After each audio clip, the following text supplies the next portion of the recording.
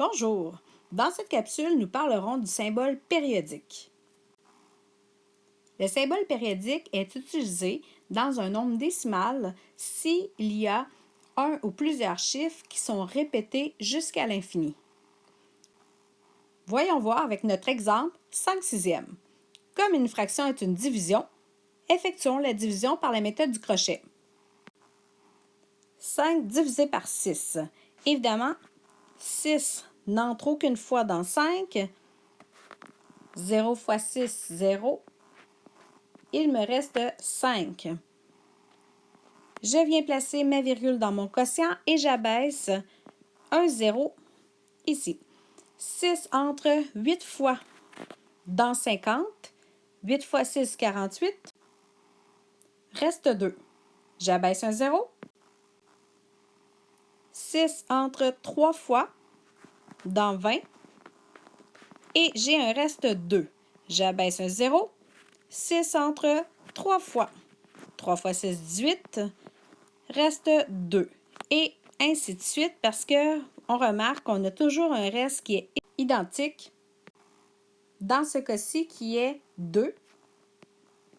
Donc, en abaissant un 0, 6 entrera toujours 3 fois jusqu'à l'infini. Nous avons un nombre décimal périodique.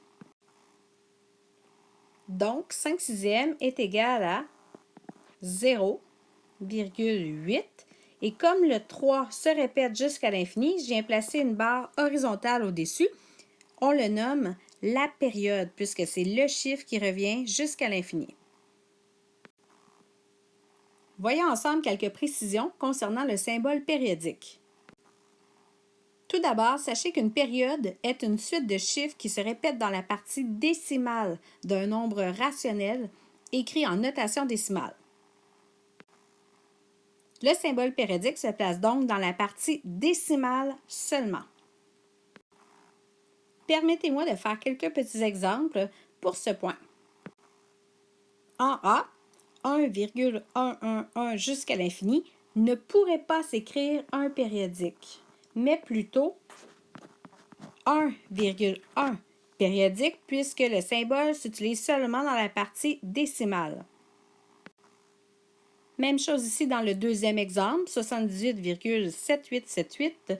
Le 7 et le 8 se répètent. Même s'il apparaît dans la partie entière, nous ne pouvons pas placer le symbole périodique au-dessus, mais plutôt seulement dans la partie décimale. Nous obtiendrions donc 78,78 périodique. Ici, nous avons un exemple d'une période à 2 chiffres puisque c'est le 7 et le 8 qui se répètent jusqu'à l'infini. Veuillez noter aussi que le symbole périodique ne s'utilise jamais dans une fraction, mais seulement dans un nombre décimal. Revenons à l'encadré. Au troisième point ici, pour écrire un nombre décimal périodique, il faut toujours écrire la période la plus courte possible. Voyons les exemples. Reprenons notre 5/6 de tantôt. Le 3 étant la période, nous ne pourrions pas, par exemple, placer la barre horizontale du périodique sur plus d'un seul 3. Donc, ce n'est pas 33 ou 333 qui se répètent, mais tout simplement le 3. Alors, il faut écrire le nombre décimal périodique avec la plus courte période possible et en plaçant le symbole dès qu'on rencontre une première fois la période dans la partie décimale. Ici, j'ai représenté ce que je viens de mentionner, c'est-à-dire que nous ne pouvons pas noter le nombre décimal de cette façon-là en plaçant la barre périodique au-dessus du deuxième 3. Il faut vraiment le faire sur le premier 3 ici qu'on rencontre.